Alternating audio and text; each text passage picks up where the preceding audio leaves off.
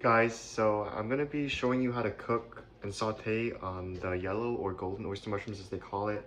I have this cluster left over from the farmer's market and we're just gonna cook this up and eat it. So if we want to kind of take a look at the specimen first, this is the backside of the mushrooms.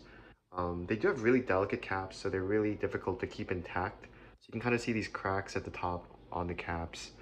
And yeah, they're just very delicate and brittle. These kind of have like a nutty slash cashewy flavor when they're cooked.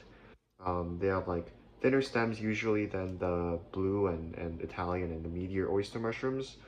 And they're also kind of characterized by this big clump in the middle. So if I tear this apart, uh, you can kind of see that it has almost like this big stem.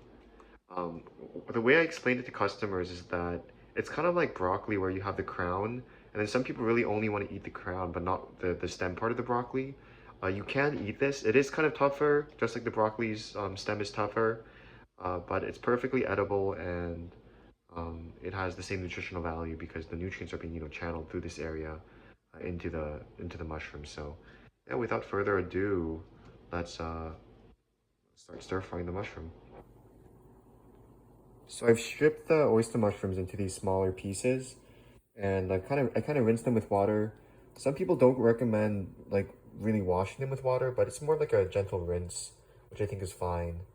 Um, I think with kind of the more maybe bigger species, some people recommend more just cleaning them with a wet cloth.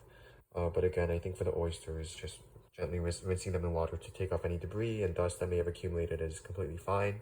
So there's two ways to cook oyster mushrooms, or mushrooms in general. Some people like water sauteing them, so I think that's a recipe that's going around. So you would add a little bit of water to the pan, and then you would let the water from the mushrooms kind of boil off before you add the oil. That way, um, the water has been kind of like the moisture has been evaporated before you put the oil in, and then there isn't this like mixing of oil and water that kind of creates this messiness. But I think these are thin enough and small enough that I can just add oil directly to it once the pan heats up. So I'm gonna heat up the pan and then uh, add a little bit of oil and just cook it till it's a nice brown and add a little bit of salt, maybe some oregano or other spices, and it should be good to go. So I lied. I think I'm actually letting the water boil off first. I realized that especially with the rinsing, there's like little bit of water that accumulated across the oyster mushrooms. So I'm just like letting the water boil off first. And you can kind of see like all this water that's coming out. Um, this is from both the outer coating of water from the rinsing and then from the mushroom itself. As the chitin kind of breaks down, that's the cellular structure that holds the mushrooms or the mushroom together. It releases the moisture. So it's just coming out, so I'll just let it like, boil off.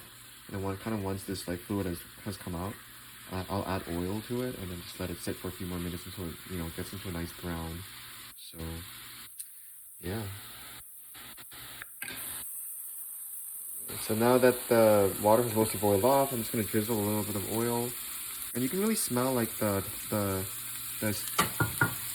um the fragrance of the oyster mushrooms now.